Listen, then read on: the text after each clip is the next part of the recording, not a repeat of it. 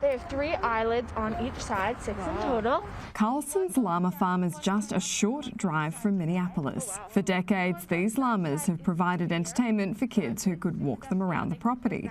When the pandemic hit last year, the owners realised they had a competitive advantage. Because we're outside, okay, everything is outside.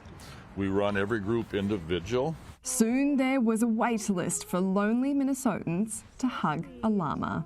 So yeah, the emails are just skyrocketing, and yeah, we're out about 2.5 months on weekend visits and probably about 2 weeks on weekday visits. Over 30 million Americans have contracted COVID-19.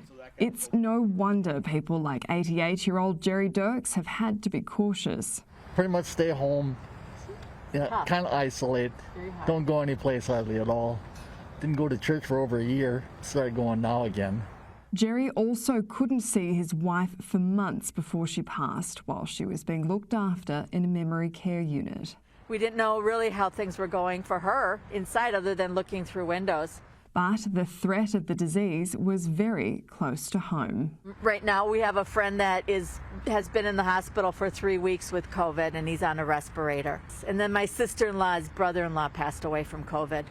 Her sister and husband both got COVID and he died. It's been a rough year for young and old. The farm employs teenagers to help with the tours. They haven't been in a classroom in over a year. It's weird. It's really weird, and it's awkward, and like all the kids like just don't talk, you know, and no one has their camera on. So it's really hard to learn in online school, but I would say that my academic wise, I have been doing really good, just because it's less stressful, you know, I've just been staying home basically, you know, so everything is less stressful. The workload is way down.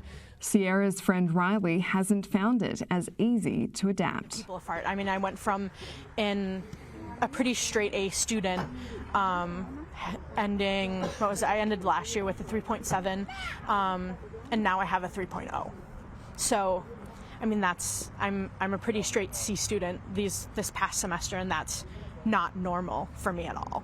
And for those with younger kids, it's meant a lot more work for mum and dad. It's super hard, to work from home, especially for my job, electronic engineer.